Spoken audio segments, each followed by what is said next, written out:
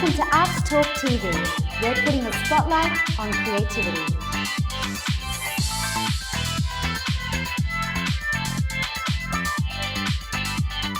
Hi, I'm Karina Lawrence from Arts Talk TV.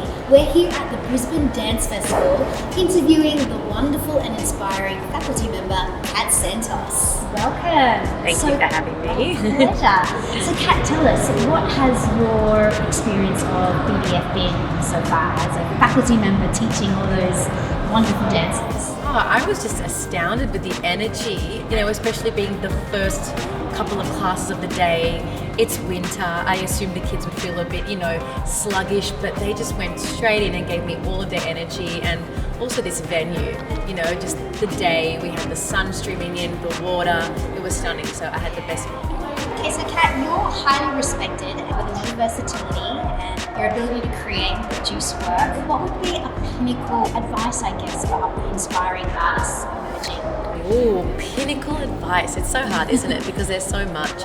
To not pigeonhole themselves as just one type of creative, not even in dance of being, I'm just a jazz dancer, or I'm just musical theatre, or I'm just tap or hip hop. Even beyond dance, it's about allowing, you're a creative, full stop, allowing everything to flow in and to help, the other. For me, for example, it's, artistry and art and drawing my one line.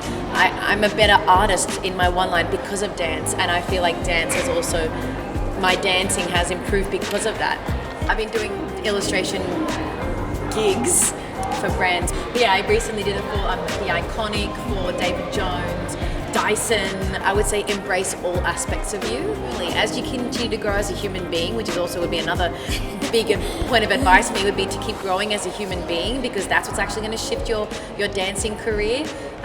Because dance is an extension of you. You're a human first. You're a human who dances, not a dancer who humans. So yeah, I would say for me that I think truly shifted my career was when I didn't get into So You Think You Can Dance. It's actually what started my relationship with these individual choreographers. They would have to use, one female, one male to submit it, and I ended up being that female for a lot of these choreographers. I got to experience them also being vulnerable, because it's, you're putting together something from your heart, not just what the client wants.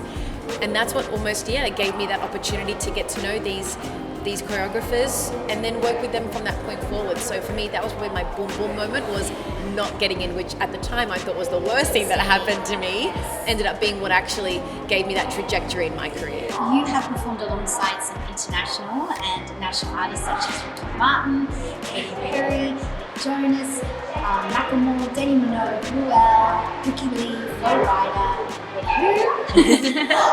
What would be a standout? I would say top of the mind would probably be, if working with artists, would be Nick Jonas. Yeah.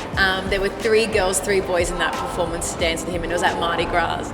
And right before we went on stage, the choreographer, his name's Kevin Maher, he's actually an American choreographer, and he goes, Kat, we've had a change. Nick wants to take his jacket off, so I just need you to freestyle. You're going to make your way, take his jacket off, make sure you get it off him, throw it into the audience. I don't care what you do, just get it out. And so we're mid-performance, and as a dancer, you're always taught you never touch the artist, ever. And I was like, what if I take it off the wrong moment? What happens? But it all flowed perfectly. I got there, took it off, put it over my shoulder. That would be probably one of my most favorite memories, dancing on stage. And then you were also chosen as 3 artists for Shift Your Shirt campaign for Sports Girl. Yeah. It was a dance campaign, and they used myself, Katie Sanchez, Katie McMahon before, and Siobhan Joubert.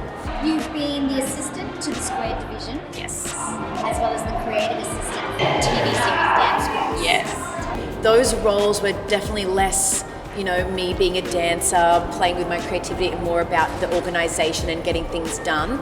And so I got to apply myself in a way that I wouldn't have gotten to just as a dancer on, which I had just been prior to that, just a dancer on the show, as booked as an artist, but being booked as something a bit more that kind of held the team together was definitely challenging, but well worth it. If anything, it was actually, my illustrations business was born shortly after, because I recognized that actually I want to be creative, I want to play, I want to be versus the From an educational point of view, what do you feel is pinnacle for students in today's world? I would say specifically for today to not get swept away with what they're seeing on social media. I know they hear that all the time, but the reason why I feel like it needs importance and why we need to keep repeating this is because social media makes things look very easy. It makes things look like they happen really quickly, and that's not the reality at all. And it also, in a sense, dissolves that desire and that like fierceness, that kind of bruise when we don't get that thing and we don't get picked out. We start getting a bit more like hungry.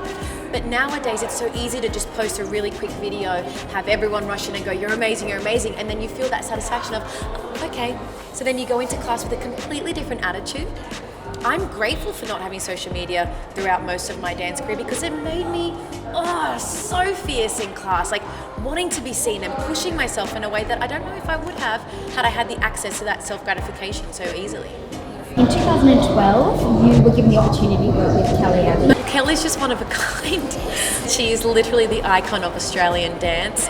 She just made me really see what it is that I want to aspire to be, not in regards to her accolades, but just who she is as a person, how she treats people regardless of where they're from. That respect and that kindness for me was just the most perfect example of what I wanted to strive to be as well. Just, it's almost like every moment stacks on top of one of the other, and then when you look back in hindsight, you're like, oh my gosh, look at that huge thing. You know, in the moment, we're just seeing these little, pockets and separate choices and little moments, but when you look back in hindsight, you're like, oh, it's a cake there, and thank God for that cake.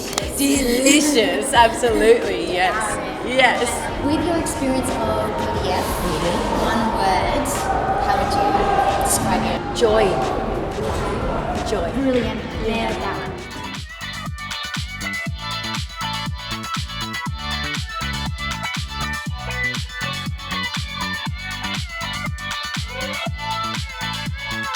So glad you could join us today on our Arts channel.